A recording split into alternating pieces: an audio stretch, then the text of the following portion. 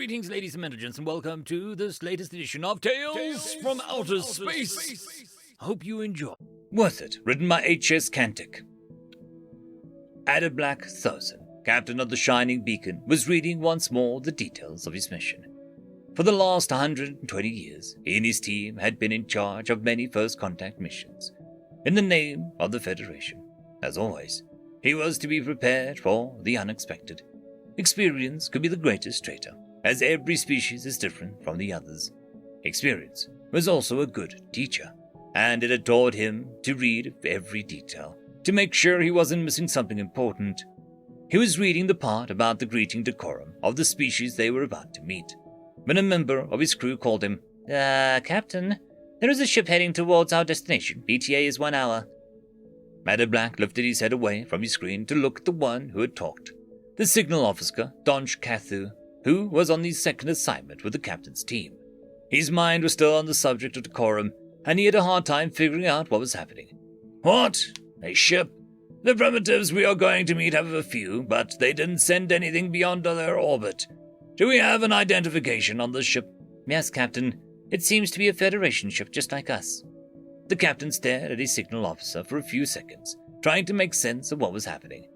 What in the internal sky is another Federation ship doing here? Heading towards our first contact assignment. Hold on. To what member of the Federation does the ship belong? Their ID presents them as part of the 7 Core Alliance, Captain. Oh, yes, of course. The weird AI group that never bothered with contacting new species suddenly takes an interest in them. I truly am curious to hear what they have to say. Hail them. Adablack knew something was off, and while this could be a dangerous situation, he also knew better. There was no way this could be some kind of pirate ambush or an enemy in hiding. The Federation had none. Not when there was much simpler explanation. We have the SCA ship online, Captain, said the comm officer. On screen, ordered Adablack, as the main screen of the bridge suddenly showed the usual geometrical shapes of the SCA presented to other species when they communicated with them. Sending greetings, Shining Beacon, time presence unexpected. Greetings to you, Iota 0110 Alphas 1001, said the captain, reading the generic SCA ship ID.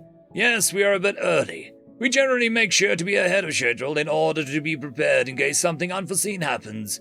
But that is not important, because we are supposed to be here for now in a few hours. Well, you were never on the program. May I inquire to the reason of your presence? Calculation high probability Shining Beacon destruction. Oh, so you came here to protect us. Many thanks to you, Iota 0110 Alpha 1001. It's always a pleasure to meet the generosity of another member of the Federation. Sadly, I'm afraid it's for nothing. My scans show absolutely no one else than you and us. Do you have a different reading? Reading similar, threat timeline incorrect. So the threat is to appear later. Then I suggest you take a patrol trajectory at the limit of the system, where you will be able to intercept said threat. The SCA ship took 5 long seconds to answer. A very long time for an AI that could think at the speed of light. Threat presence planet. Ah, yes, sure, the threat is on the primitive planet, said the captain with exasperation. All right, I played this con long enough. Human, yelled Adablack. Confusion, sense lacking. Stop it. You've made a nice imitation, but none of it makes actual sense. The SCA only care about the benefit of the Federation give to them. They would never make such a selfless move.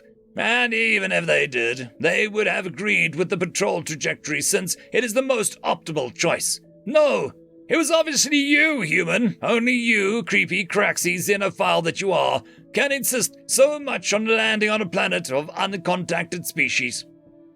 Adablack waited for a few seconds, the geometrical shape in the screen not responding, before continuing. Now I want you to drop that ship costume, whatever it is. I'm going to have a word with the Free Council about this kind of tech. This really is concerning. Now, if you insist on making a federal ship ID, that'll be another word to the Council. The screen instantly shifted from a geometrical shape to the view of a human ship bridge. On the captain's seat was a woman. She did not look happy. Ah, finally, there you are, said Adablack, while he started reading the real ID of the ship. Captain Alois Durand, of the, Cuddle Enjoyer. Of course, why even try to be subtle about it? Captain Abdulak, answered the human captain. This is preposterous. You more than anyone else must understand the situation. You see to what scheme we have to resort to just to go around the stupid Tau convention and achieve what we are best at. You are right, Captain Durant. I more than anyone else understand the situation. I've had humans as part of my crew for decades, and I was the one of the greatest supporters of their treaty to prevent any human from being part of the First Contact mission.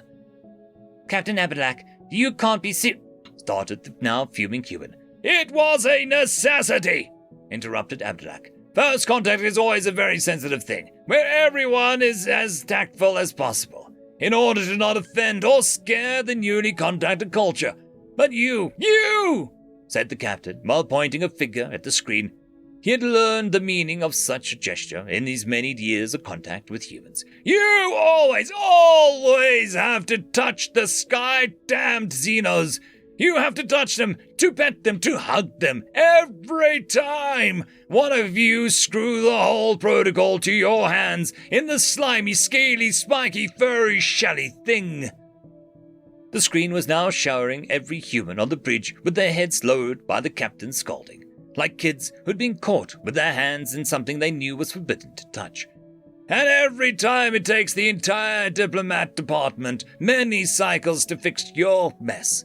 I do not care that you are now the best friends of almost everyone in the galaxy, that you take care of every last one of them, or that they love hugging you too.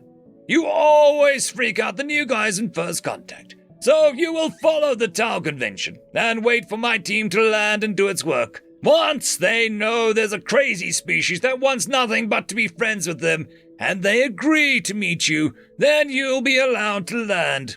Have I been clear, Captain Durant? The human captain then raised her head and stared at Abadak, her pout slowly turning into a face colder than a vacuum of space. Crystal! Her voice sent a wave of chill amongst the First Contact crew as the screen went dark. This was a completely different side of human nature that Abadak preferred not to remember. It was also another reason why everyone was a friend with the humans. Only a fool would attack their friends. The Cuddle Enjoy has changed trajectory, Captain, said Danash, breaking the ice-cold atmosphere on the bridge. Good. I want to know immediately if there is another change that could send them to the planet's trajectory. Yes, Captain. Silence fell on the bridge, and everyone returned to the task. Captain? Asked Danash, breaking the silence of the bridge once again. What?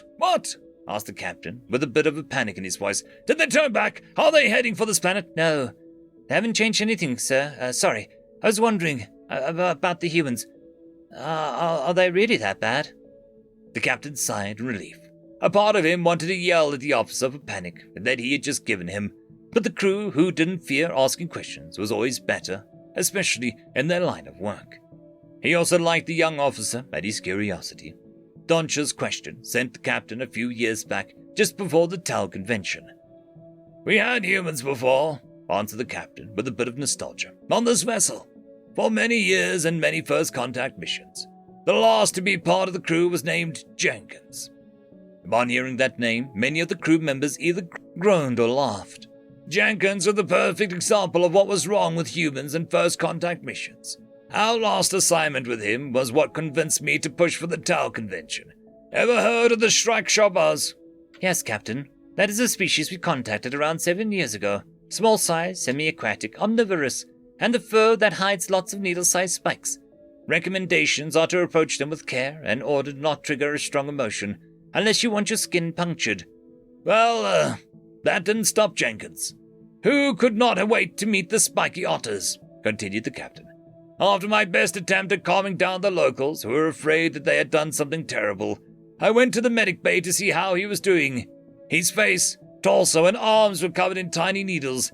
Anyone else would have learned their lesson, but not him, not the humans. And what he did gave me the resolve to remove them from the First Contact protocol. What did he do? He looked at me with one of their wide-toothy smiles and gave me a thumbs up and said, "Worth it." End of story. I would quickly like to thank the T5 channel members and Patreons. Caspar Arnholtz, Cam Maxwell, Lord Azrakal, It's Difficult to Pronounce, Dragzoon WRE, Holly's Sister, Arcadian, Thank you very much.